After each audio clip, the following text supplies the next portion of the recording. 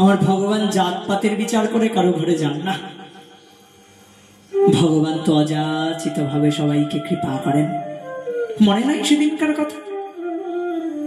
শবরী আশা নিয়ে বসেছিল, তার গুরুদেব তাকে বলেছে, শবরী আমি তো চলে যাচ্ছি, আমি তো রামচন্দ্রের দর্শন পেলাম না, কিন্তু তুই একদিন রামের দর্শন পাবি, একদিন তোর ঘরে রামচন্দ্র আসবে। যেদিন থেকে শবরী গুরুদেবের কথাটা শুনেছেন, সেদিন থেকে শবরী মন প্রাণ দিয়ে রামচন্দ্রের জন্য ঘরটাকে খুব সুন্দর করে সাজিয়ে রাখেন, খুব সুন্দর করে সাজান। আর প্রতিদিন বন থেকে ফল পেরে নিয়ে আসেন। মনে মনে ভাবেন, যদি রাম আমার ঘরে আসে তবে রামকে কি দেব, আমার তো দেওয়ার মতো কিছু নাই।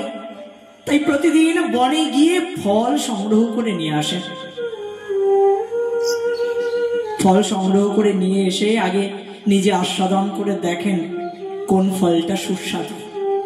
যে ফলগুলো সবচেয়ে বেশি সুস্বাদু সেই ফলগুলোকে শবরী আলাদা করে রেখে দেন। রামচন্দ্র এলে রামকে আমি এই ফলগুলো দেব। কিন্তু রাম আসেন না। শবরীকে দেখে অন্যান্য ব্রাহ্মণগণ বলেন, দেখো দেখো দেখো, ছোট জাতের কত বড় আস্পর্ধা, রাম নাকি তার ঘরে আসবে। আয় রে আয় শবরী, এত ঘর থাকতে রাম তোর ঘরে কেন যেতে যাবে? সবাই এমন করে বলে, কিন্তু শবরীর বিশ্বাস রাম আমার ঘরেই আসবে। ভক্তের বিশ্বাস রক্ষা করবার জন্য আমার ভগবান বারবার করে ছুটে ছুটে আসেন।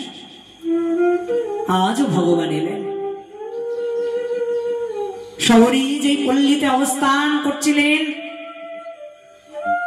রামচন্দ্র সীতা দেবীর অন্বেষণ করতে করতে সেই পল্লীতে সে উপস্থিত হলেন।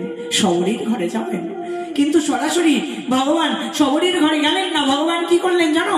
ভগবান প্রত্যেকটি ব্রাহ্মণের ঘরে গিয়ে কড়া নাড়লেন, আর কড়া নেড়ে নেড়ে জিজ্ঞাসা করলেন, ও তোমরা বলতে পারো শবরীর ঘর কোনটা?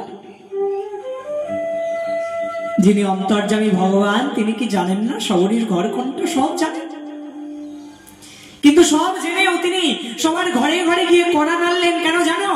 আসলে তিনি সবাইকে জানাতে চাইছেন, ওগো তোমরা যে বলেছিলে আমি কোনোদিন শবরীর ঘরে যাব না, কিন্তু দেখো দেখো দেখো, তোমাদের সবার ঘরের আগে আমি শবরীর ঘরেই যাব।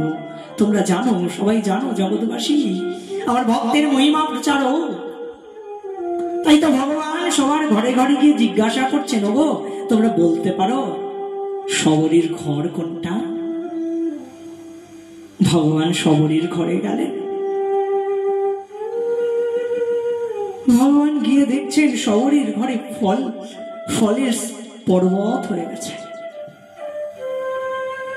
শবরী তার সেই এঁটো করা ফলগুলো এনে ভগবান রামচন্দ্রের সামনে ধরলেন, আর ভগবান শ্রী রামচন্দ্র সেই ফলগুলোকে নিয়ে আস্বাদন করছেন আর বলছেন, শবরী কত সুস্বাদু ফল গো, এমন সুস্বাদু ফল আমি আগে কখনো খাই নাই।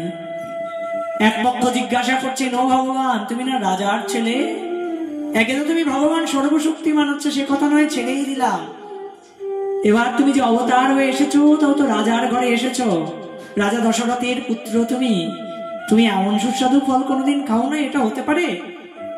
ভগবান বলছেন, আমি যা বলেছি ঠিক বলেছি গো, এই ফলে যেমন প্রেম মাখানো আছে, সেই প্রেমের যে স্বাদ, সেই স্বাদ আমি আগে কখনো পাই নাই।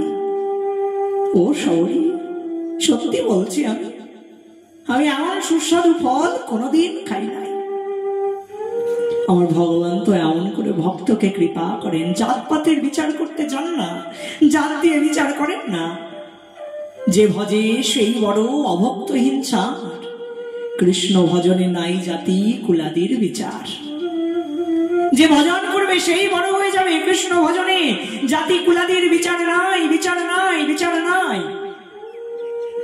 যে ভজন করবে না, শুধুমাত্র জাত পাতির বিচার করবে, সে কখনো প্রেম প্রাপ্ত হবে না, তার কাছে ভগবান কোনোদিন আসবেন না। তোমার সে যে জাতি হোক না কেন, কেবল ভগতি মূল, যদি ভক্তি থাকে তোমার মধ্যে, প্রেম থাকে, তবে তুমি যদি একদম সবচেয়ে ছোট জাত হও, তবুও ভগবান তোমার কাছে চলে আসবেন, এটা জেনে রেখো। কিন্তু যদি ভজন না করো, তুমি উচ্চ বংশে জন্মগ্রহণ করেছো, তবু ভগবান তোমার কাছে আসবেন না।